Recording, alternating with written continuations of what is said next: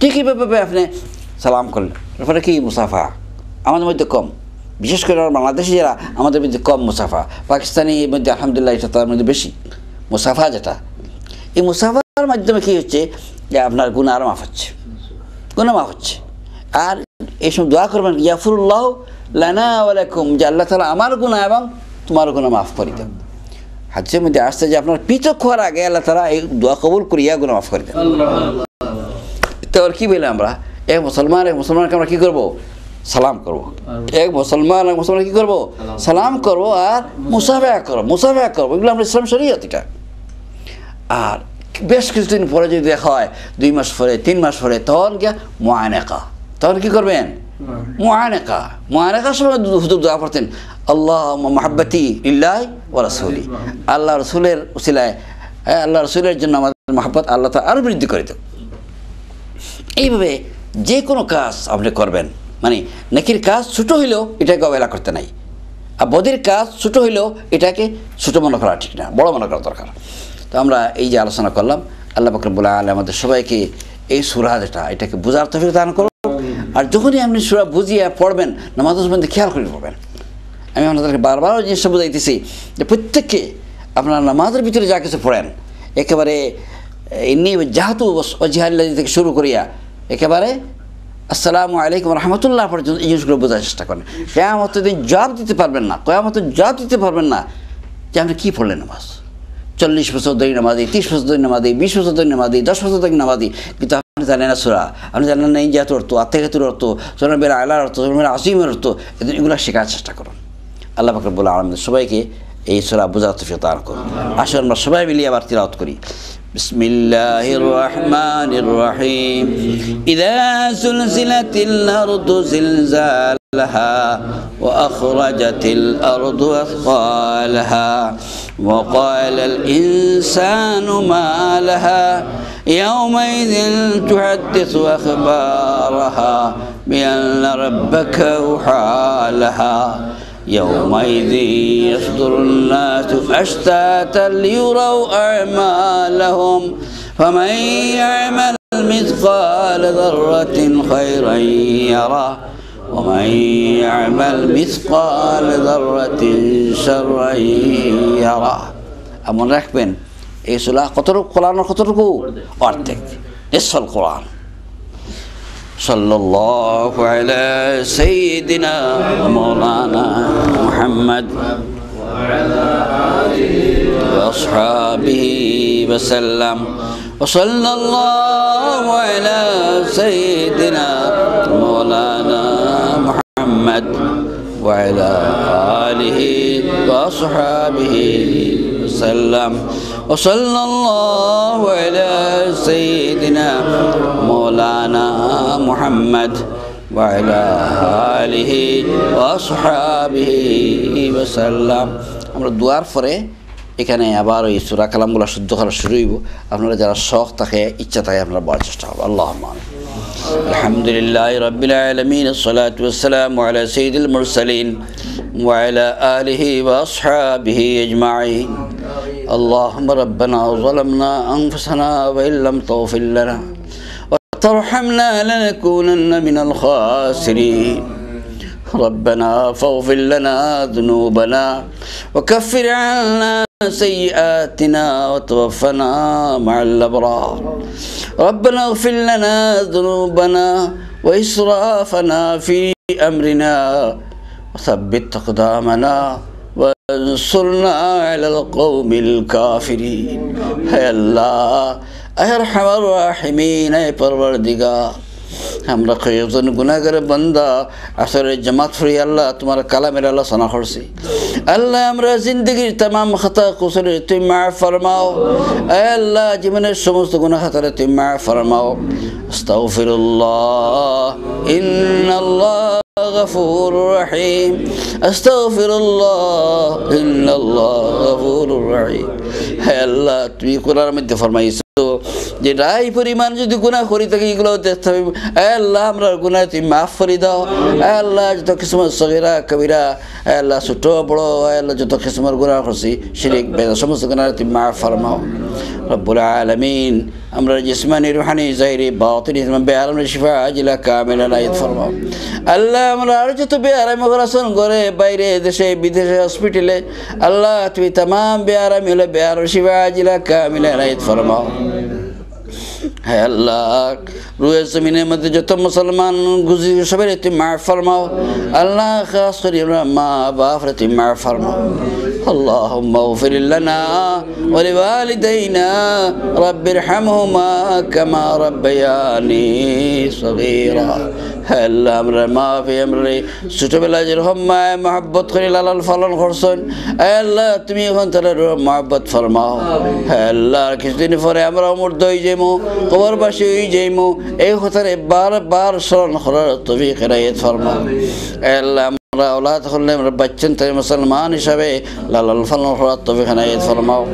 আল্লাহ আমরা বাচ্চান তাই আমরা সদকায়ে জারিয়া বানিয়ে দাও, দিনের আলিম দিনের মুজাহিদ বানিয়ে দাও রব্বুল আলামিন। আল্লাহ তোমার যত বান্দা হল আজকের মাহফিলে হাজির হয়েছে সবাই তুমি মাফ ফরমাও, প্রত্যেকের तमाम নেক মাকাসিদ তুমি পুরা ফরমাও। আল্লাহ যারা বিভিন্ন পারিবারিক সমস্যার ভিতরে লিপ্ত আছেন তার সমস্যা তুমি সমাধান ফরমাও। আল্লাহ আমরা জামাতের তরফ থেকে লাখ লাখ দুরূদ সালাম নিয়ে আমরা প্যারে নবী জনাব মুহাম্মদ রাসূলুল্লাহ সাল্লাল্লাহু আলাইহি ওয়াসাল্লাম রওজা পাকের মদিনে পৌঁছে দাও। রব্বানা আতিনা ফিদ দুনিয়া হাসানাতান ওয়া ফিল আখিরাতি হাসানাতান ওয়া কিনা আযাবান নার। রব্বানা তাকাব্বাল মিন্না ইন্নাকা আনতাস সামিউল আলিম وتب علينا إنك أنت التواب الرحيم بفضل سبحان ربك رب العزة عما يصفون وسلام على المرسلين والحمد لله رب العالمين. السلام عليكم ورحمة الله. والعاديات ضبحا فالموريات قدحا। আল্লাহ বলতেছেন কসম ওই গুড়াগুলোর, কসম ওর গুড়াগুলো যারা হাঁপিয়ে হাঁপিয়ে দৌড়ায়। এটার বাস্তব তো এটা গুড়া। আল্লাহ কসম খাইতেছেন কিসে? গুড়া। মানে গুড়া এটা দেখতে তো কোনো, এটা তো আশ্চর্য জিনিস না, এটা কোনো আল্লাহকে দেখা যায় না, কিন্তু গুড়া দেখা যায় তো না, দেখা যায় না, গুড়া দেখা যায়। সত্য এটা আল্লাহ তাআলা বলতেছে। আমি যে কথা বলতেছি এটা ওই গুড়া তোমরা যেভাবে সত্য দেখতেছো গুড়া সত্য, ঠিক এরকম সত্য কথা এটা। এটা কি যে গুড়া তোমরা দেখো যখন দৌড়ায়, যখন গুড়ায় তখন হাঁফায়, হাঁফায় মনে করো অন্যান্য আমি অনেক সময় হাঁফাই দৌড়াই যখন, কিন্তু আমাদের হাঁফানি আর গোড়ার হাঁফানির মধ্যে বেশ কম আছে। এটা ধরুন আওয়াজ করে, বিকট আওয়াজ করে গোড়ায়। তো আল্লাহ তাআলা বলতেছেন যে আমি কসম খাইতেছি ওই সমস্ত গোড়ার যারা কী করে হাঁপিয়ে হাঁপিয়ে দৌড়ায়, হাঁপিয়ে হাঁপিয়ে কী করে দৌড়ায়। ফালমুরিয়াতি কদহা, তারপর খুর দিয়া ফুলকি যায়। খুর দিয়া গুড়ার যে ফাওয়া, যেটা ফাওয়ার ভিতরে যে খুর আছে না, ফাওয়ার যে খুর আছে, এই খুর আর নিচে যে বালু অথবা পাথর এগুলো লাগলে পরে কী হয়, এটা ফুলকি উড়ে, স্ফুলিঙ্গ উড়ে, আগুনের ভিতরে দেখা যায়। এটা রাত্রিলে দেখা যায়, দিনের বেলা দেখা যায় না এগুলো। আল্লাহ বলতেছেন এগুলো কসমা আল্লাহ বলতেছেন ফালমুরিয়াতি কদহা, তারপরে খুর দিয়া আগুনের ফুলি যখন যারা ঝাড়ে তারা কী করে?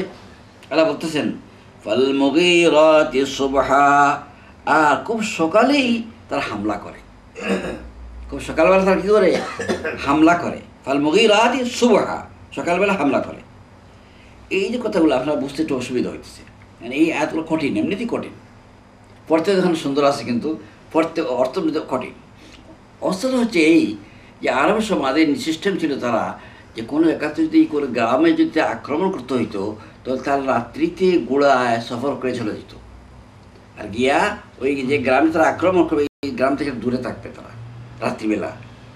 আর দিনের বেলা যদি গোড়া এরকম যায় লোকেরা তো বুঝে ফেলবে, হুঁশিয়ার হয়ে যাবে লোকেরা, অন্য তো চলে যেতে পারে।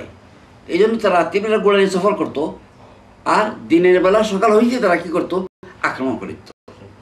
এই কথা আল্লাহ তাআলা এখানে বোঝাচ্ছেন। এই যে তাদের চরিত্র আরবের যে ব্যবহার তাদের, এটা আল্লাহ তাআলা এখানে বলতেছেন। তো বলতেছেন কি যে ফাআসারা নাবিহি নাকান, তারপর তারা কী করে দুলি উড়ায়। এই গুড়াগুলো যখন চলাফেরা করে, যখন তারা আক্রমণ করে, আক্রমণ করতেই তো মনে করে আপনি যখন গোড়া দিয়ে আক্রমণ করতে ওদিকে উল্টা পাল্টা গোড়া আছে তারাও আক্রমণ করতেছে, তো কী হবে? এই সময় ধুলা উড়িতে হয়। তারা বলতে ফায়াতনা নাবি না খান, ওই সময় তার ধুলিকোনা উড়ায়। আর ফাসাতু নাবিহি জামা, এই অবস্থায় তারা জনসমাবেশে ঢুকে পড়ে, গ্রামের ভিতরে তারা ঢুকে পড়ে। গ্রামের ভিতরে অ্যাটাক করার জন্য, মানুষকে আক্রমণ করার জন্য কী করে? ঢুকে পড়ে। তো এই সমস্ত আয়াত যেগুলো, এই যে 5টি আয়াতের মাধ্যমে আল্লাহ পাক রব্বুল আলামিন যে কথাটি বলতেছে সেটা হচ্ছে আরব সমাজের যে অবস্থা ছিল, এই চুরি ডাকাতি রাহাজানি এরকম অবস্থা, এইরকম অবস্থা। আর এই অবস্থায় আল্লাহ পাক রব্বুল আলামিন এদের হেদায়েতের জন্য, এদেরকে সঠিক পথে দেখার জন্য আল্লাহ তাআলা কাকে পাঠাইছেন? মুহাম্মদ রাসূলুল্লাহ। এদিকে তারা দুর্ভাগ্য, তারা নিকৃষ্ট জাতি, আর অন্যদিকে তারা সৌভাগ্য যে তারা আম্বিয়া কেরামদের ভিতরে সর্বশ্রেষ্ঠ নবী মুহাম্মদ রাসূলুল্লাহ সাল্লাল্লাহু আলাইহি ওয়াসাল্লাম স্বয়ং তাদেরকে দাওয়াত দিয়ে রাখছেন। এটা তার সৌভাগ্য। এটা তো আল্লাহ তাআলা এই 5 আয়াতের মধ্যে এই আরবের একটা চিত্র আলোচনা করেছেন। ঠিক এরকম আরও চিত্র অন্য জায়গাতে সূরা আলে ইমরানের 103 নম্বর আয়াতে আল্লাহ তাআলা আলোচনা করেছেন।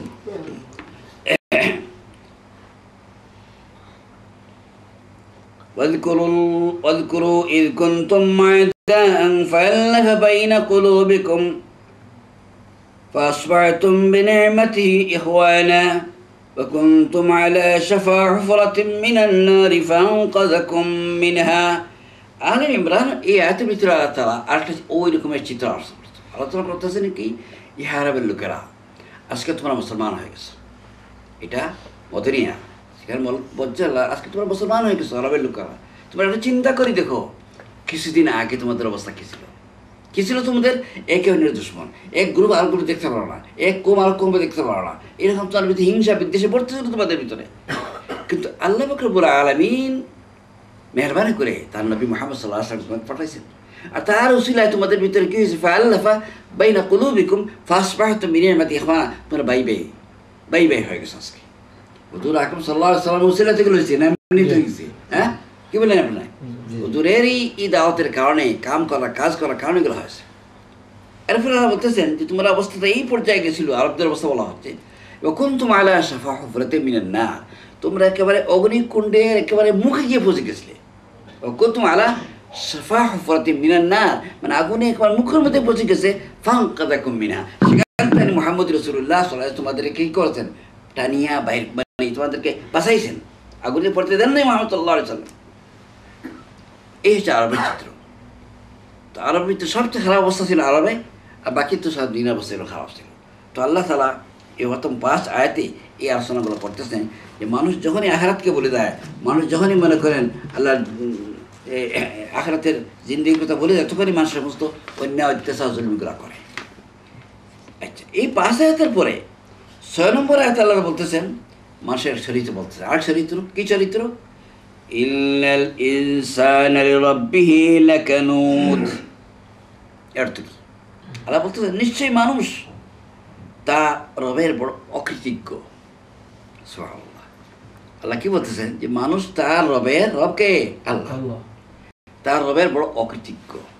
আল্লাহ বড় দুঃখ করে বলতেছেন, না আরামে খুশি খুশি খুশি বলতেছেন, দুঃখিত বলতেছেন যে ইন্নাল ইনসান, মানুষ কি তার রবের বড় কি? ইন্নাল ইনসানা লিরাব্বিহি, তার রবের কি বড় অকৃতজ্ঞ। লাকানুদ, বড় অকৃতজ্ঞ। কিরকম?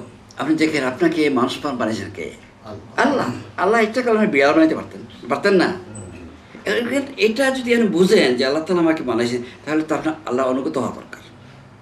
এরপরে দেখেন আল্লাহ তাআলা আপনাকে বড় বানাইয়া, মানুষ বানাইয়া শিক্ষা দীক্ষা দান করেছেন। এরপরে আল্লাহ তাআলা অনেক সুযোগ সুবিধা দান করেছেন।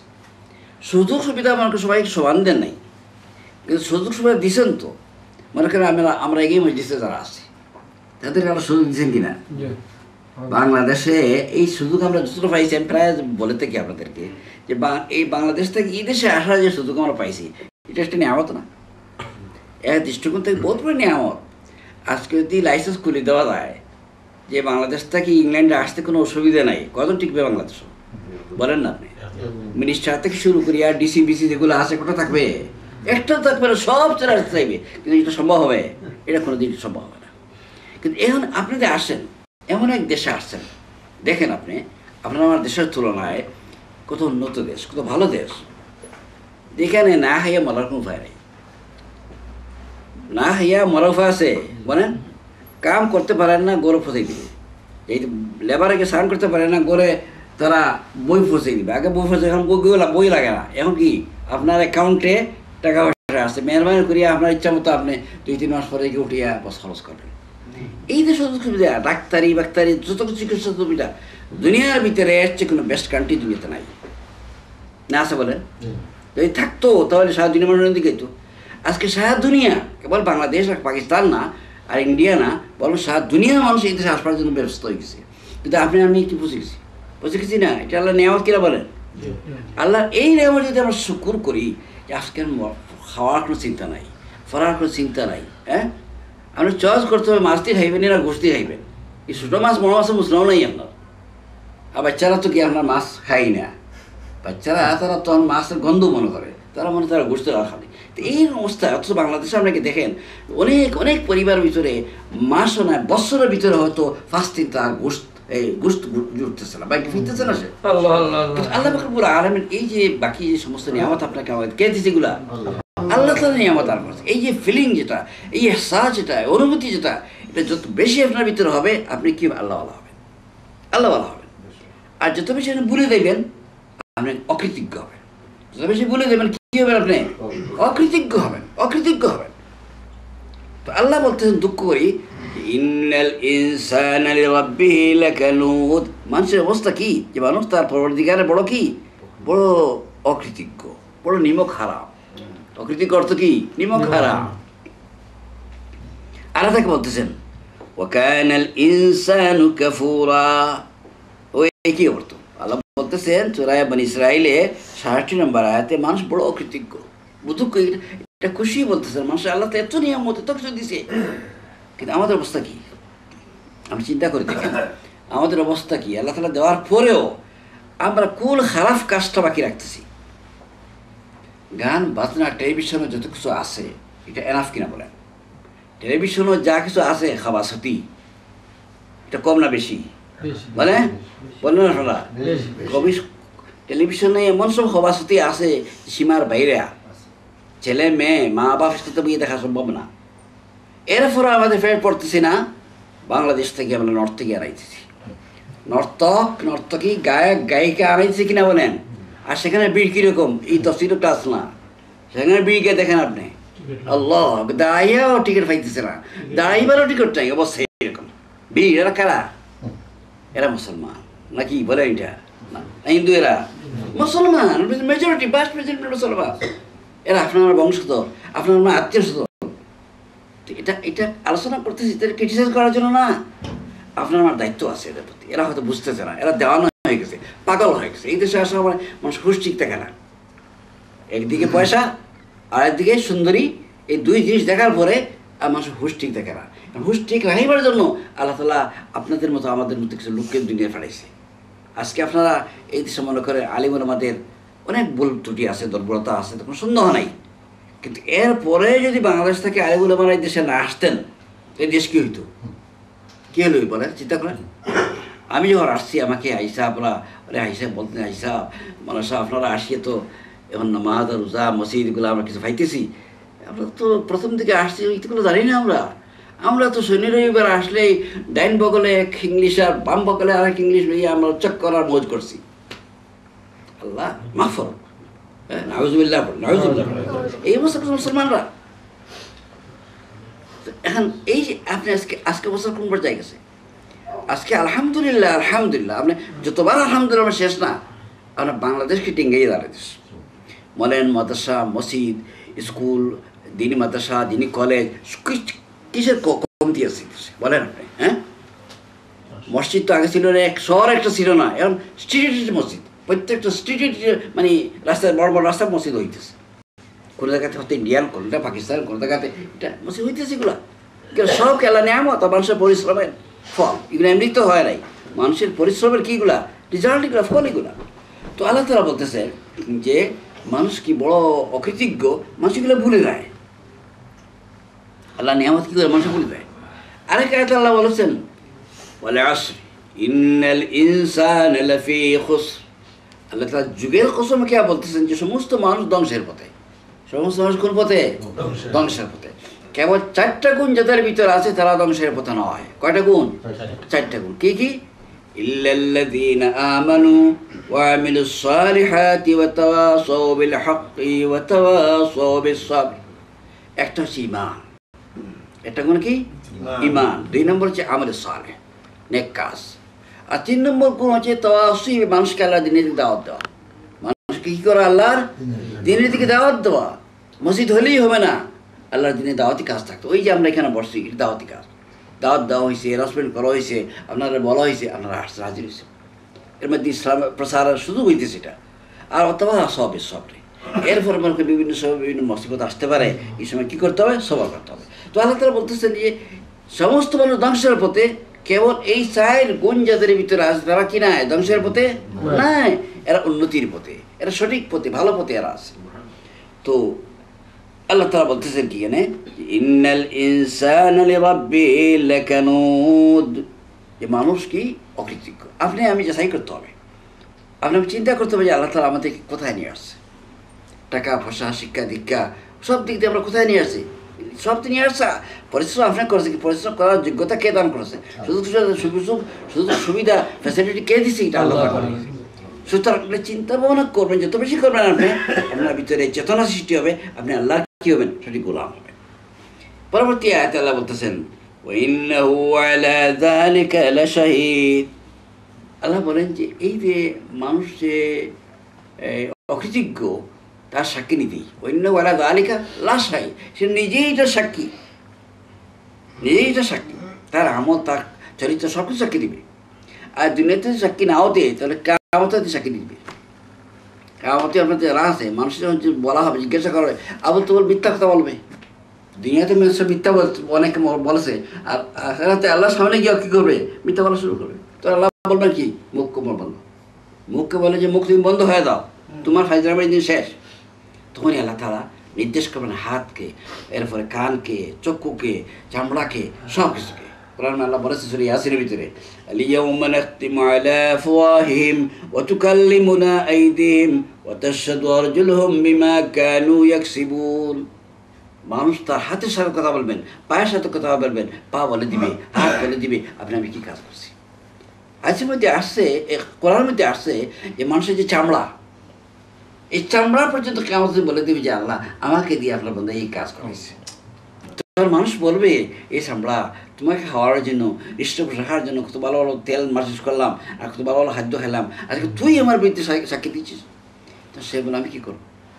আমাকে যে আল্লাহ সৃষ্টি করেছেন, সেই আল্লাহ আমাকে হুকুম করেছেন কথা বলার জন্য, এই জন্য কথা বলতে হচ্ছে। আর কথা আমি মিথ্যা বলতে পারি না, কোনো উপায় নেই মিথ্যা বলা। তাহলে কি বলতেছেন? ওয়া ইন্নাহু আলা যালিকা লাশাহীদ, আপনার আমার অঙ্গ প্রত্যঙ্গ, শরীর, চামড়া সব কিছু কিয়ামতের দিন কি দিবে? সাক্ষী দিবে। আপনার আমার বিরুদ্ধে না পক্ষে দেবে? এটা বিরুদ্ধে যাবে। এটা মুসলমান এগুলো বলা হচ্ছে এই কারণে, আল্লাহ তাআলা কিয়ামতের দিন আপনি বলতে পারবেন আল্লাহ বলেন নেই। আল্লাহ তাআলা সব কিছু বলে দিয়েছেন। কোথায়? বলার ভিতরে সব বলে দিয়েছেন। যা কিছু বলার মানুষকে বলার, যা কিছু সঠিক পথ দেখাইবার, যত কিছু বলার বুঝাইবার, সমস্ত যুক্তি বুক্তি সব বলে দিয়েছেন আল্লাহ তাআলা। এরপর আল্লাহ বলতেছেন ইন্নাহু লিহুব্বিল খায়রি লাশাদীদ। আল্লাহ বলতেছেন যে দন মালের লালসায় মানুষ বড় আক্রান্ত।